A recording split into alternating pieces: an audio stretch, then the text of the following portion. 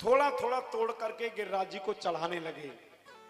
कन्हैया बोले बाबा गिरिराज जी पता नहीं कितने जन्म के भूखे हैं, एक थोड़ी थोड़ी पूरी तोड़ करके चढ़ा रहे, ऐसे ना है काम चलेगा। बोले फिर? बोले पूरी छपरिया पूरी की ले और गिरिराज जी के मुखारबिंद में डाल दो। अब लोग शुरू है गए, कौने पूड़ी की उठाई, कौने पुआ की उठाई, कौने गुलाब जामुन की छपरिया उठा रही, और उठा उठा के सब गिरिराज जी के मुंह में डालने लगे। और गिरिराज जी गप गप करके सब खा रहे हैं। एक ग्वाला आयो कन्हैया से, बोले दारी के तेरे गिरिराज जी सब खा लेंगे तो हम का खावेंगे? तेरे गिरिराज जी को पेटो ही नहीं भर रहा, सारी टोकरी चली गई। कन्हैया बोले देखो ग्वालो गिरिराज जी बड़े भूखे हैं। अरे बोले ठीक है भूखे हैं, हम भी तो भूखे हैं सवेरे से। हम सोच रहे थे मालपुआ मिलेगा, खीर मिलेगी, पूड़ी मिलेगी, गिरिराज जी तो खपा खप खा रहे हैं। भगवान ने कहा चिंता ना करो, जितना गिरिराज जी खा रहे हैं उससे दोगुना तुमको दे देंगे, चिंता करने की जरूरत नहीं।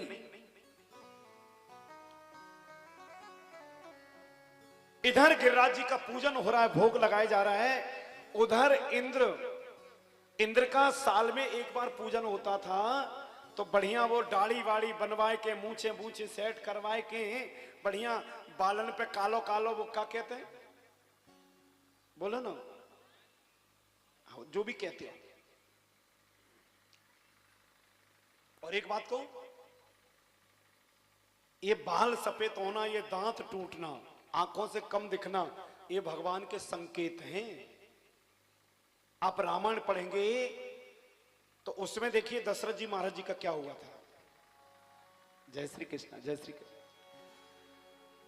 कि श्रवण समीपो भय श्रुति के सा, ओ मनहु जरठपन असि उपदेशा। आप कभी भी देख लेना, किसी के बाल सफेद होंगे तो सबसे पहले कान के पास सफेद होंगे। भगवान से पूछा कान के पास सफेद क्यों होते? बोले इसलिए सफेद होते हैं, भगवान कहते हैं मेरा सबसे पहले व्हाट्सएप था कि भैया थोड़ा भजन करना प्रारंभ कर दे, नहीं तो गड़बड़ है जाएगी। सबसे पहले कान के पास। और कई पूछने वाले होते हैं। आज भैया कोई पूछ रहा था मुझसे, महाराज जी भगवान ने पूरा शरीर बनाया अच्छा है, लेकिन ये 50-50 के कान फालतू लटका दिए, एक छेद होता काम चल जाता, ये 50-50 ग्राम के कान क्यों लटका दिए फालतू, इतना मटेरियल खराब कर दिया। मैंने कहा कहां से आए? बोले बखौटिया से। क्या नाम है? अब नाम नहीं बताऊंगा, नहीं तो पोल खुल जाएगी। मैंने कहा एक बात बताऊं, भगवान जानते थे कलयुग में शुद्ध घी मिलेगा नहीं, शुद्ध रोटी मिलेगी नहीं, शुद्ध तेल मिलेगा नहीं, शुद्धता दूर दूर तक हो जाएगी। तो जब शुद्ध चीज खाने को मिलेगी नहीं तो आंखें कमजोर होंगी, आंखें कमजोर होगी, काऊ को कम दिखेगा, फिर काऊ को और कम दिखेगा। तो जब कम दिखने लगेगा तो फिर चश्मा कहां लगाएंगे? बोलो ना। अगर भगवान कान न देते, भगवान जानते थे कलयुग में सब चश्मा लगाएंगे, तो स्टैंड पहले ही लगा के भेज दो, न बाद में दिक्कत आएगी कहां से क्या करवाएंगे, इसलिए उन्होंने कान लगा के भेज दिए। बोलो जय श्री कृष्ण। हाँ आप सोचो, अगर कान ना होते तो चश्मा कहां लगता? बोलो ना। श्रवण समीपो भय श्रुति के सा। सबसे पहले कान के पास बाल सफेद होते, कभी भी देख लेना, क्योंकि वो कान में कहते हैं कि अब बुढ़ापा झलकने लगा, थोड़ा आने वाला है, थोड़ा भजन करना प्रारंभ कर दो। लेकिन हे भगवान, हमारा विधुना का आदमी भगवान से बोला कर दो सफेद कर दो। भगवान ने कहा सोच ले, नहीं करेगा भजन तो पूरे सर के बाल सफेद कर दूंगा। विधुना का व्यक्ति बोला मैं 10 रुपए की पुड़िया ले आऊंगा और काले कर लूंगा, तुम क्या कर लोगे? बाजार में खूब मिलती है, 10 रुपए की लाऊंगा, बढ़िया चकाचक पूरे काले काले काले करके बढ़िया अच्छे तरीके से बन करके बढ़िया घूमेंगे। भगवान ने कहा ज्यादा मत बोले, मैं तेरे दांत तोड़ दूंगा। बोले तोड़ दो, मैं बत्ती सी लगवा लूंगा, फोड़ दो, मैं चश्मा लगवा लूंगा। क्योंकि कलयुग का आदमी भगवान को चैलेंज करता है। बोलो जय श्री कृष्ण। हो आज इंद्र बड़े तरीके से तैयार हो रहा है, बढ़िया माला पहनी, बढ़िया सूट वगैरह पहन करके तिलक लगायो, और दिन के 12 बजे मुहूर्त रहता था। इंद्र तैयार होते होते 1 बज गया। इंद्र अपने पार्षदों से बोला कि जाओ देख करके आओ कि ब्रज में कितनी देर है हमारे पूजा के लिए। जैसे ही पार्षद ने झांक के देखा तो यहां तो 11 बजे ही नमो राघवाय लगे भोग लगाने, सब लोग चकाचक पंगत चल रही है। एक पार्षद गया, वो राजा साहब बोले हाँ। बोले अब तुम्हारी इज्जत खत्म। बोले क्यों? अब तुम्हें कोई नहीं पूछता, तुम्हारा काम खत्म हो गया। बोले क्यों? बोले तुम्हारी पूजा नहीं होने वाली है, वो जो कृष्ण प्रकट हुआ है उसने गिरिराज जी की पूजा करवा के और सब लोगों का भंडारा चालू भी कर दिया है। वहां से सब झीम रहे हैं। इंद्र को आया क्रोध। इंद्र ने कहा ओहो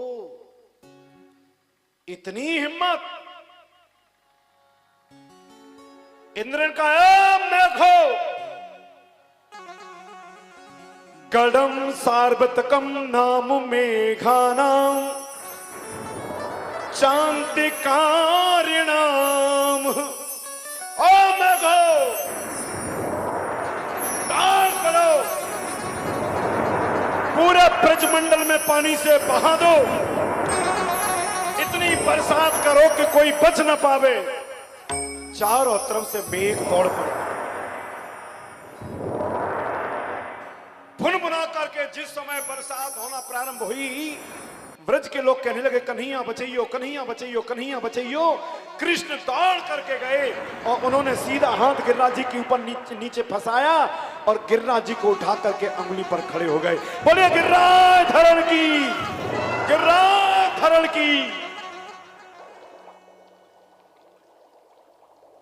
अपनी सबसे छोटी वाली उंगली पे गिरिराज जी को उठा लिया। अब जितने ग्वाला थे सबन ने अपनो अपनो डंडा लगा लियो।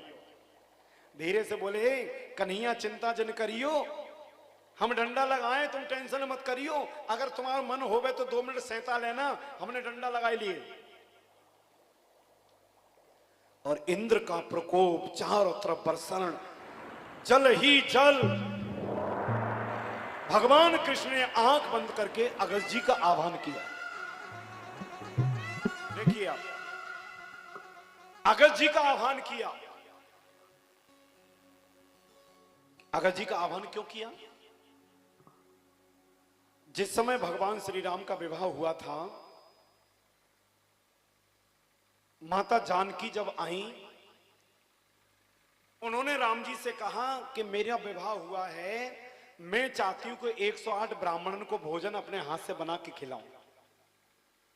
आप 108 ब्राह्मण और ऐसे लाइयो जो खूब खावें, ऐसा ना है कि एक एक पूड़ी खा के उठ जावें। राम जी ने कहा अगर तुम कहो तो एक ही को बुला ले। बोले एक को क्या खा? बोले नहीं बुला लेता हूं, 108 के बराबर रहेगा। अगस्त जी को बुलाया। अगस्त जी आके विराजमान हो गए।